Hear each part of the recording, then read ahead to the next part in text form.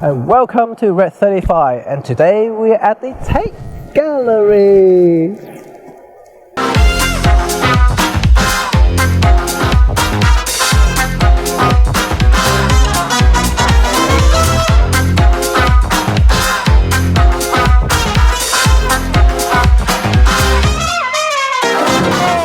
Hey! Today we are going to talk about ISO. And say hello. This, what do you call it? This is Tate. This is Tate. Yes, our model, part of our crew now. So he's going to be with us on every show. Yes, remember his face? We're going to ask you a question later. Okay, so what is ISO? In a less technical context, it's basically about sensitivity of the recording media. So in digital cameras, they are the digital sensor, and back in the old days, they are the films, the negatives or positives. Each film has different speed in the old days, and nowadays, obviously, a digital camera, you can change the ISO on the go and whenever you really want. But in the old days, you know, like to change the film speed, you have to change the film. So it's not very convenient, but what does it do? Basically, it increases or decreases the sensitivity of light. When we're outside, when it's very, very bright, we tend to use a lower ISO.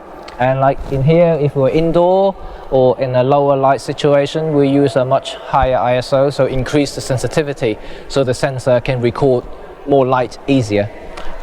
In very similar thing for film, when you're indoor, you use a faster film. Outside use a slower film, so that's to do with light again. But unlike aperture or shutter speed that we talked about earlier, and it has nothing to do with effects as such. However, there is a side effect. So let's talk about digital camera first, digital sensor. So in lower light situations, when you're indoor or overshaded area, you increase the ISO for the sensitivity.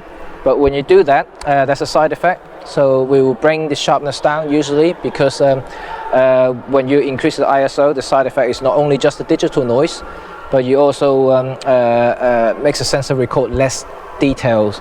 And by doing so, you're also seeing the image becoming less sharp over increments of the ISO increases.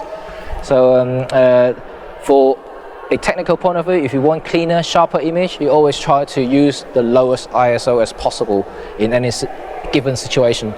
But obviously sometimes it's virtually impossible, especially when you do continuous lighting, not artificial light, not like flash. When you like just trying to do a natural light shooting, you will have to bump up the ISO to do indoor shots. And in film, it's very similar. Film, you use a faster film, but the advantage nowadays for digital is you can actually push it quite high, which means that, you know, like in film days, we are only talking about ISO 400, 800. That's already quite fast for films. And black and white go up to 1600, 3200. Some push it to 6400, but they are very grainy, so they are not really something that you would quite call it quality print, depending what sort of thing you want to achieve. But digital nowadays, you can push to 500,000, which is something ridiculous.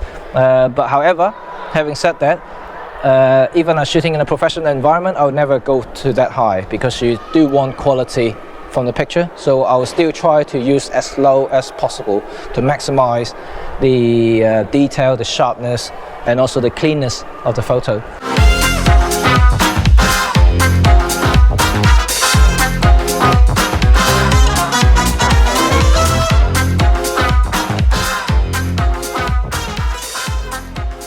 Don't forget to subscribe to our channel. See you next time!